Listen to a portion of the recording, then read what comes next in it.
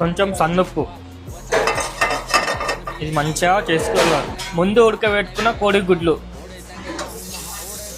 దీనిని మనం మంచిగా ఫ్రై చేసుకోవాలి. మసాలా లోపలికి కొద్దిగా పట్టుకునేదందుగా.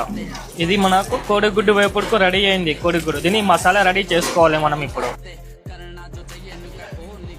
మంచి నూనె, గార్లిక్ ముక్కలు, కరివేపాకు, పచ్చిమిరపకాయలు, ఎండుమిరపకాయలు, కొంచెం పసుపు, ముందే రెడీ పెట్టుకున్న వేపుడుకు మసాలా, దీనిలోకి కొంచెం మంచినీళ్ళు, దీనికి సరిపోయేంత కారం పొడి, ధనియా పౌడర్, కస్తూరి మేతి పౌడర్, గరం మసాలా పౌడర్.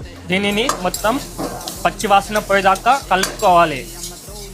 మనం ముందు రెడీ పెట్టుకున్న కోడిగుడ్లు, దీనిని మనం మంచిగా కలుపుకోవాలి, మసాలా మొత్తం పట్టుకునే విధంగా. లాస్ట్లో కొత్తిమీర వేసుకోవాలి. మన కోడిగుడ్డు వేపుడు రెడీ. మనం ప్లేట్లో సర్వింగ్ చేసుకుందాం. కరివేపాకు, కొత్తిమీర.